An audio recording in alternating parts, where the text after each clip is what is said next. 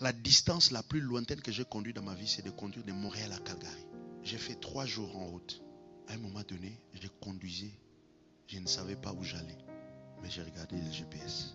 Tu conduis comme ça pendant 50 km, pendant 100 km. Les GPS ne parlent pas. Mais le GPS dit, conduis pendant 100 km. À un moment donné, je voulais dire au GPS, mais parle non.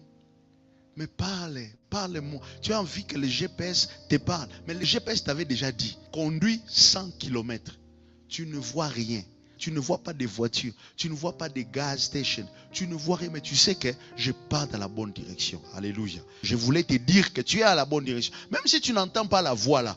Mais tu es en train d'aller dans la bonne direction. Mais tu vois, mais il n'y a personne. Je ne rencontre personne. J'ai vu même l'aigle en venant. Mais le GPS disait, continuez à conduire.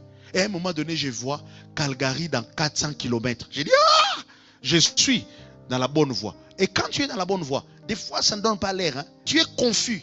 Mais le Saint-Esprit dit, continue à m'adorer. Continue à m'élever. Continue à pousser des cris. Continue à chanter. Et je voulais dire à toute personne qui pense que sa relation va mal maintenant. Ça va mal selon toi. Mais Dieu sait qu'à un moment donné, tu sortiras de cette impasse.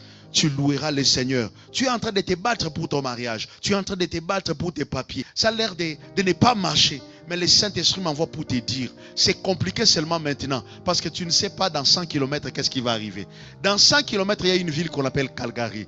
Et devant toi, dans 100 km, il y a une réussite qu'on appelle la citoyenneté. J'ai vécu aussi ce genre de situation. J'aimerais te garantir que tu es sur la bonne voie. Alléluia. Le Dieu là me récompensera. La Bible l'appelle les rémunérateurs de ceux qui les cherchent.